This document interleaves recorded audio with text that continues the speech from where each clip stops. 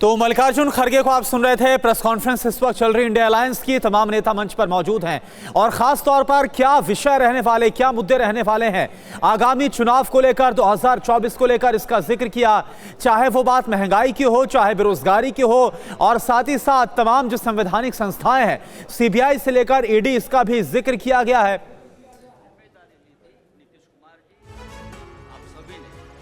मैं अब नीतीश कुमार जी, बिहार के मुख्यमंत्री महोदय, आपसे विनती करता हूं, आप आपकी बात रखिए। वहाँ ही माइक है, आप वहाँ से बात कर सकते हैं। आप कर लीजिए।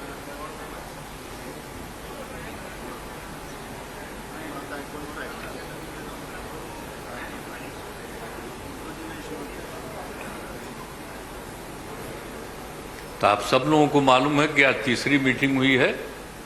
इसके पहले 2 मीटिंग हो चुकी है और सबके बारे में आपसे चर्चा की जा चुकी है और बहुत अच्छे ढंग से कल से ही बातचीत हुई और आज मीटिंग हो गई।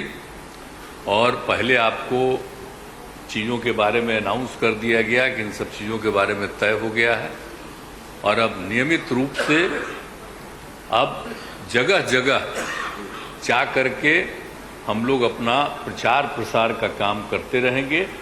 तो ये सब आज तय हो गया, इसलिए इसके बारे में आपको बता दिए और बड़ी खुशी की बात है। और अब आप समझ लीजिए कि जितनी पार्टियां एकजुट होकर के काम कर रही हैं, तो आप अच्छी तरह जान लीजिए कि अब इसी का नतीजा होगा कि अभी जो केंद्र में हैं अब वो हारेंगे, अब वो जाएंगे, ये पक्का जान लीजिए। और अभी आपको बताया गया कि कैसे मीडिया पर ही कब्जा कर लिया है। कोई भी दूसरे की बात कम छपता है और ज्यादातर उन्हीं की बात छपते रहती है। कितना काम पहले हुआ है, अलग अलग राज्यों ने कितना काम किया है, दूसरे पार्टियों ने, उसका कम छपता है। ये कम करते हैं और ज्यादा छपता रहता है। तभी तो आप लोगों पर कब्जा न है जी, तब तो उपाय है। और जब एक बार उनसे मुक्ति मिलेगी तो आप सब प्रेस वाले आजाद होइएगा और जो आपको उचित लगेगा वही लिखिएगा और वही बोलिएगा। ये बहुत जरूरी है। अगर प्रेस के लोग कुछ लिखते हैं, कहीं क्या काम हो रहा है, क्या ठीक नहीं हो रहा है, वो जब लिखते हैं तो उसका असर जनता पर कितना पड़ता है।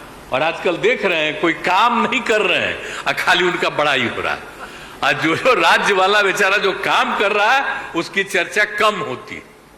तो ये ना हो गया, इसलिए पता ही है। दूसरी चीज है, देश के इतिहास को ही बदलना चाहते हैं तो हम लोग सब मिलकर के देश के इतिहास को नहीं बदलने देंगे और सब मिल करके जो अपना देश है वो पूरा मजबूती के साथ होगा और समाज के हर तबके का उत्थान होगा और किसी की उपेक्षा नहीं होगी।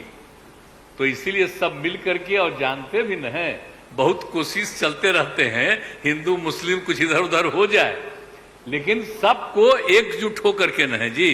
देश तो सबका है ना, तो सब एकजुट होकर के, तो सब मिल करके और सारा अच्छा काम कर रहे हैं। तो सबको लेकर के आगे बढ़ाना है। और तो इसीलिए जरूरी है कि अब सब लोग, अब अच्छा हो गया है, सब लोगों को अपना अपना अधिकार था, तो लेकिन अब इतना ज्यादा हम कोशिश करते रहे, बहुत कहते रहे कि जरा मिल जाइए, तो बात समझते समझते हो गया। अब तो हम यही चाहते हैं कि अब तेजी से काम हो। तो आज ही तय कर लिया है लोगों ने कि अब तेजी से हम लोग अभी से शुरू कर देंगे। अब कोई ठिकाना नहीं है, चुनाव समय के पहले भी हो सकता है, कोई ठीक नहीं है। इसलिए हम लोगों को भी तो अलर्ट रहना न पड़ेगा। इसलिए हम लोग सब इंटरनल बात पूरा कर लिए, यही पूरा बात दिए हैं। और बाकी कई लोगों को अब जिम्मेवारी दे दी गई है, सब तरह का काम करेंगे। इसके लिए बहुत अच्छा है और आप सब लोगों से भी आग्रह करेंगे कि कृपा करके जब हम लोग अब एकजुट हो गए हैं तो हम लोगों के काम का भी थोड़ा आप लिखते रहिएगा, थोड़ा प्रचार करते रहिएगा। ये बहुत बहुत धन्यवाद।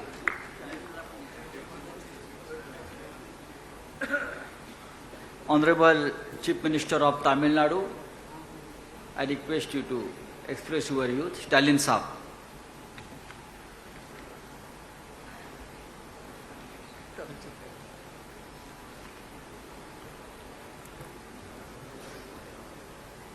அனைவருக்கும் வணக்கம்.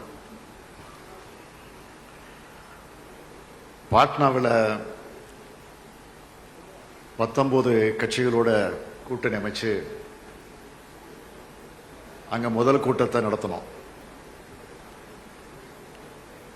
ஆக முதல் கூட்டத்தை பொறுத்த வரைக்கும் ஒற்றுமையாக இருந்து तो देखिए, नीतीश कुमार को अभी आप सुन रहे थे और नीतीश कुमार ने एक बहुत बड़ी बात कही है कि समय से पहले भी चुनाव हो सकते हैं, यानी कि इंडिया अलायंस इसको लेकर भी आगे बढ़ता हुआ और अपनी तैयारियों को पुख्ता करता हुआ नजर आ रहा है.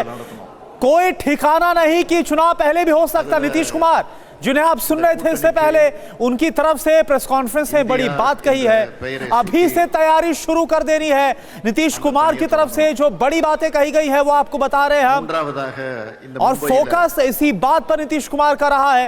चुनाव से पहले भी इलेक्शन हो सकता है. ये देश के इतिहास को बदलना चाहते, एक देश एक चुनाव को लेकर लगातार जो इंडिया अलायंस के घटक दल है उनमें हलचल मची हुई है.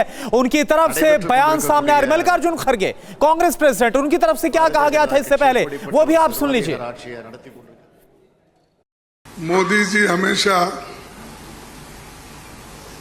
100 रुपए बढ़ाते हैं, 2 रुपए कम करते हैं.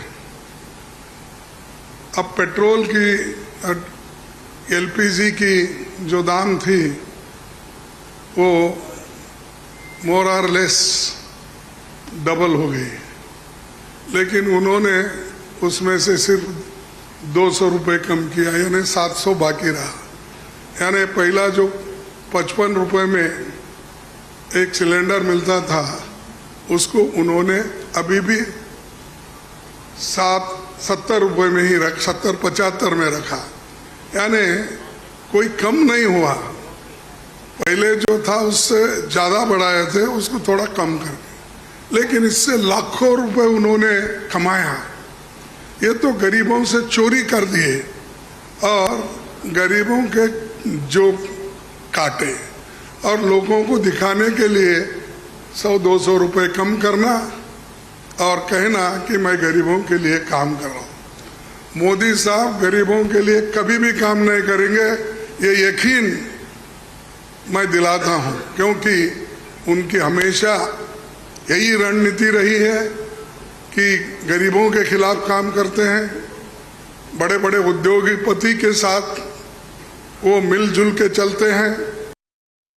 और यहाँ पर तो कल ही एक रिपोर्ट आपके सामने राहुल गांधी जी ने रखा था, अडानी की संपत्ति बढ़ गई कैसी, बढ़ाए कौन, और कैसा आज कम से कम 75,000 करोड़ रुपए गरीबों के जो पैसे थे उनके जेब में कैसा गया, ये सारी चीज़ें उन्होंने बताया.